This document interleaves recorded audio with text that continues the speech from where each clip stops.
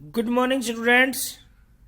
हम six class का एक लेसन पढ़ रहे हैं, भारत हमारा देश। तो उसमें जो भारत का भौतिक विभाजन है, आज हम वो पढ़ेंगे। भौतिक विभाजन का मतलब होता है कि भौतिक रूप से यानी जमीनी रूप से भारत का विभाजन किस प्रकार किया गया है और कितने भागों में मुख्यतः किया गया है। तो आज हम देखेंगे। शुरुआत करते हैं, आइए। तो इसमें क्या है कि भारत में पाई जाने वाली भौतिक आकृतियां विभिन्न प्रकार की हैं, जैसे पर्वत, पठार, मैदान, तट और द्वीप समूह। ये 5 हिस्सों में भारत का विभाजन किया गया है भौतिक रूप से। 5 भाग हैं, आप थोड़ा सा देखेंगे। पर्वत, पठार, मैदान, तट और द्वीप समूह। देखिए आप नक्शे में, आप अगर देखेंगे तो इसको थोड़ा सा ऐसे देखेंगे आप। ये देखिए आप, तो ये तो है पर्वत। ये देखिए आप, हिमालय पर्वत हो गया, अरावली पर्वत हो गया, सतपुड़ा विंध्याचल हो गया, और ये पश्चिमी घाट, पूर्वी घाट हो गए। ये हो गए पर्वत, नंबर 1 पर्वत। दूसरा विभाजन है मैदानों का। तो मैदान है वो लगभग इस क्षेत्र में है, ठीक है, मैदान। तीसरा है पठारी भाग। तो पठारी भाग है वो इस लगभग यहाँ इस क्षेत्र में पठारी भाग है। और चौथा इसमें जो विभाजन किया गया है वो है तट के रूप में। तट का मतलब होता है ये जो तट, समुद्र के आसपास जो तटीय क्षेत्र होता है उसको बोलते हैं तट। और 5वां विभाजन जो किया गया है वो है आपका द्वीप समूह का। ये द्वीप समूह 2 हैं। ये अरब सागर में हमारा लक्षद्वीप है और बंगाली खाड़ी में अंडमान और निकोबार हैं। तो इनको आप ध्यान से समझ लेना। ये 5 हिस्सों में हमने भौतिक विभाजन किया है। इसके बाद हम देखेंगे आगे। ये इसने दोबारा बताया, देखिए आप, कि उत्तर में बर्फ से ढका हिमालय संतरी का कार्य करता है। संतरी का मतलब होता है चौकीदार या प्रहरी। हिमालय, हिम प्लस आल्य, ठीक है। हिम का मतलब होता है बर्फ और आल्य का मतलब होता है घर, यानी बर्फ का घर। क्योंकि हिमालय में बहुत ज्यादा बर्फ जमी होती है, इसलिए उसे हिम आल्य कहा गया है, हिमालय। अब हिमालय पर्वत 3 मुख्य समांतर श्रृंखलाओं में बांटा जाता है। 3 श्रृंखलाएं चलती है उसकी। सबसे जो उत्तर में है ना वो है विरत हिमालय, या सबसे बड़ा, सबसे ऊंचा हिमालय। और इसका दूसरा नाम है हिमाद्री। ये आप याद रखना, विरत हिमालय, उसका दूसरा नाम क्या है, हिमाद्री। इसी श्रृंखला में विश्व की सबसे ऊंचा शिखर है, विश्व का सबसे ऊंचा शिखर, यानी माउंट एवरेस्ट भी विरत हिमालय के अंदर ही आता है। उसके बाद उसके दक्षिण में थोड़ा सा है मध्य हिमालय, या जिसको हिमाचल कहते हैं, और इसको हम बोलते हैं हिमाद्री, ठीक है। ये हिमाद्री के दक्षिण में स्थित है। जो मध्य हिमालय है वो हिमाद्री यानी विरत हिमालय के दक्षिण में स्थित है। बहुत से लोकप्रिय पहाड़ी स्थान यहाँ पर हैं। बहुत से लोकप्रिय पहाड़ी स्थान कौन से हैं, जिस तरह मनाली है, देहरादून है, इस प्रकार के जो आपको 5 पहाड़ी स्थानों के नाम ढूंढ के लिखने हैं, ठीक है। शिवालिक, शिवालिक है वो सबसे दक्षिण में स्थित श्रृंखला है। अब 3 नाम आ गए। विरत हिमालय, दोबारा देखिए आप ध्यान से, हिमालय को 3 हिस्सों में बांटा गया है।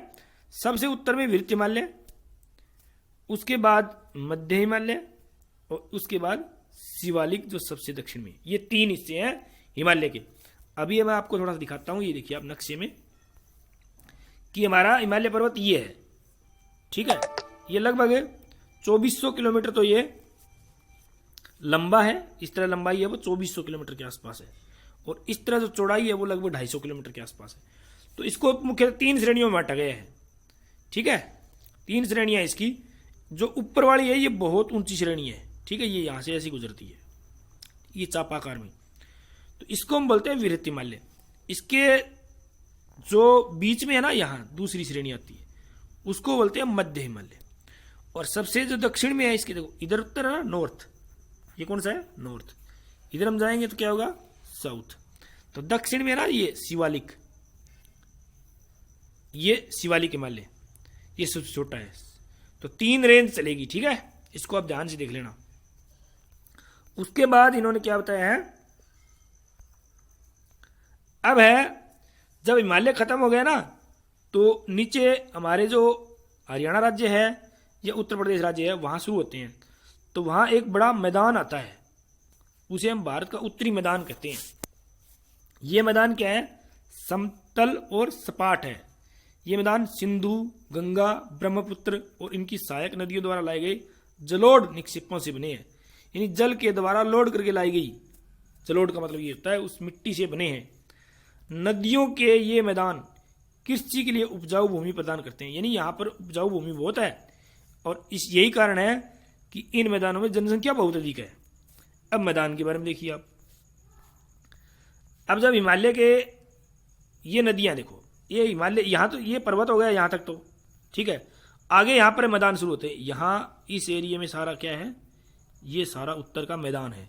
ये बिल्कुल समतल एरिया है ठीक है। यहाँ से नदियाँ आती है, पानी ले आती है और यहाँ जमा कर देती है और वो मिट्टी बड़ी उपजाऊ होती है, इसके कारण फसलें बहुत होती है और इन फसलों के पैदा होने के कारण ही यहाँ पर जनसंख्या बहुत ज़्यादा है। अब उत्तर प्रदेश की जनसंख्या बहुत ज़्यादा है, यहाँ पश्चिम बंगाल की है, पंजाब, हरियाणा और इधर आप पाकिस्तान में भी चले जाओगे तो ये नदियाँ है ना, ये बड़ी महत्वपूर्ण है।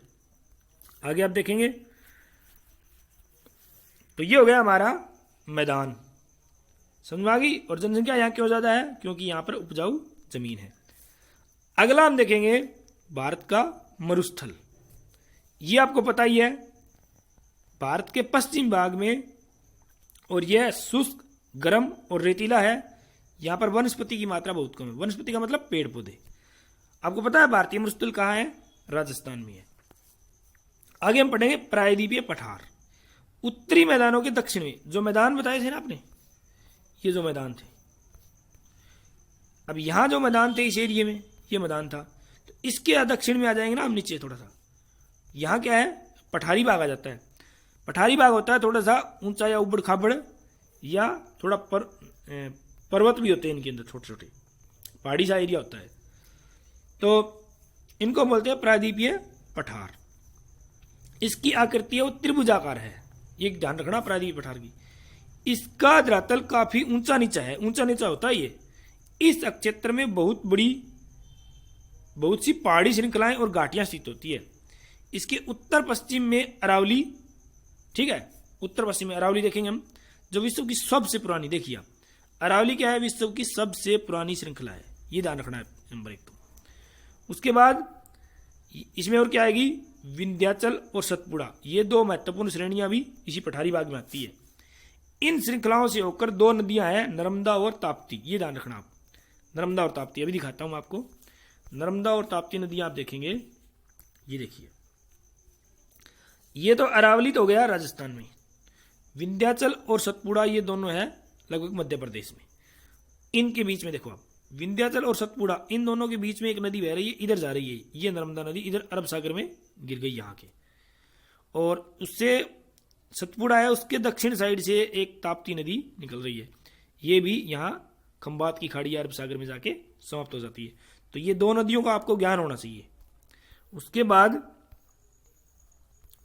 यहां दिखाया गया है कि ये बता दिया इसने कि नर्मदा और ताप्ती नदियां हैं, ये पश्चिम की ओर बहने वाली नदियां हैं और अरब सागर में गिरती है, ये आपको दिखाई दिया। इस पठार के पश्चिम में पश्चिमी घाट, अब पश्चिमी घाट को सह्याद्री बोलते हैं और पूर्व में पूर्वी घाट है, ठीक है। पश्चिमी घाट का विस्तार एक समान रूप में है, जबकि पूर्वी घाट है वो बीच में टूटा फूटा हुआ असमान है। इन पठारों में खनिज मिलते हैं। कौन से खनिज मिलते हैं? जैसे कोयला, लौह अयस्क आदि, ठीक है। अब अगली चीज पढ़िए, पश्चिमी घाट के पश्चिम में और पूर्वी घाट के पूर्व में, ये देखिए अब पश्चिमी घाट के पश्चिम में और पूर्वी घाट के पूर्व में तटीय मैदान स्थित हैं। तटीय मैदान काफी संकरे हैं, यानी बीड़े हैं, इनकी चौड़ाइयां कम है। पूर्वी तटीय मैदान अपेक्षाकृत चौड़े हैं। यहां अब आप देखेंगे पूर्वी तटीय मैदानों पर कौन कौन सी नदियां हैं। देखो आप, यहां पूर्व की ओर बहने वाली नदियां हैं। कौन कौन सी नदियां? महानदी, गोदावरी, कृष्णा और कावेरी। ये 4 नदियां आप देखिए, महानदी, गोदावरी, कृष्णा और कावेरी। इन नदियों को देखेंगे आप अभी। और ये नदियां अपने मुहाने पर उपजाऊ डेल्टा का निर्माण करती है। मुहाना कौन सा होता है? जहां पर नदी समुद्र में गिरती है उसको मुहाना बोलते हैं, और उस जगह बड़ी उपजाऊ मिट्टी होती है। बंगाल की खाड़ी में गंगा ब्रह्मपुत्र नदियों के मुहाने पर सुंदरवन डेल्टा है। अब सुंदरवन डेल्टा है वो किस नदी के मुहाने पर है? गंगा और ब्रह्मपुत्र दोनों नदियों के मुहाने पर है। अब हम इन 4 नदियों को देखेंगे, महानदी, गोदावरी, कृष्णा और कावेरी। ये आप नक्शे में देखेंगे आप, ठीक है, इनको आपको भरना भी है नक्शे में। ये नदियां देखिए आप, ये है महानदी, ये उड़ीसा में पड़ती है, यहां से ये इन पहाड़ियों से निकलती है और यहां जाके बंगाली खाड़ी में गिर जाती है। इधर है गोदावरी जो महाराष्ट्र से निकलती है और इधर आंध्र प्रदेश में जाके यहाँ खत्म हो जाती है। उसके दक्षिण में ये कृष्णा नदी है, यहाँ से इधर निकलती है, इधर जाके बंगाली खाड़ी में गिरती है। और दक्षिण में कर्नाटक से निकलकर तमिलनाडु में जाती है, ये कावेरी नदी है, कावेरी नदी। तो आपको देखना है महानदी, गोदावरी, कृष्णा और कावेरी, ये नदियां आपको नक्शे में भरनी है, ठीक है। नेक्स्ट, तो ये हो गए मुहाना और डेल्टा। अब आ गई बात है, एक चीज और रहेगी, ये तो चित्र बनाए गए बच्चों के द्वारा, अब ये चीज रहेगी, ये हमारे 2 द्वीप समूह रह गए अब, ठीक है। भारत में 2 द्वीप समूह हैं, ठीक है, एक तो लक्षद्वीप और एक अंडमान और निकोबार। आपको मैंने बताया था नक्शे में कि लक्षद्वीप है वो अरब सागर में है और केरल के तट से कुछ दूर है, और परवाल द्वीप है, ये चीज मैं आपको बताऊंगा अभी। परवाल द्वीप है, परवाल एक जीव होता है जिसके खोल होते हैं वो जम जाते हैं और एक द्वीप सा बन जाता है, और उस जगह फिर मिट्टी आदि इकट्ठी होने की वजह से उस पर पेड़ पौधे उगाते हैं, तो वो परवाल द्वीप कहा जाता है। पोलिप नाम का एक जीव होता है ये। और अंडमान और निकोबार जो द्वीप समूह है ये भारत से दक्षिण पूर्व दिशा में बंगाल की खाड़ी में है। अब ध्यान करना, लक्षद्वीप है वो तो अरब सागर में है, और अंडमान और निकोबार है वो बंगाल की खाड़ी में। ये बड़ी ध्यान करने वाली बात है। क्या आप जानते हैं कि कौन सा द्वीप समूह वर्ष 2004 में सुनामी से प्रभावित हुआ था? अब सुनामी से प्रभावित अंडमान और निकोबार हुए थे, ये आप ध्यान करना। समाचार पत्रों द्वारा लोगों से बातचीत के जरिए जानकारी प्राप्त कीजिए। जब सुनामी भारतीय तट पर टकराई थी तो किस प्रकार लोगों ने अलग अलग तरीके से इस चुनौती का सामना किया था? सुनामी एक विशाल सागरीय तरंग होती है, समुद्र की लहर होती है जो समुद्र तल पर भूकंप के कारण पैदा होती है। तो ये आपका पाठ हो गया, इसके अभ्यास के प्रश्न आपको बाद में करवाएंगे। आज के लिए इतना काफ़ी है। ओके, धन्यवाद, थैंक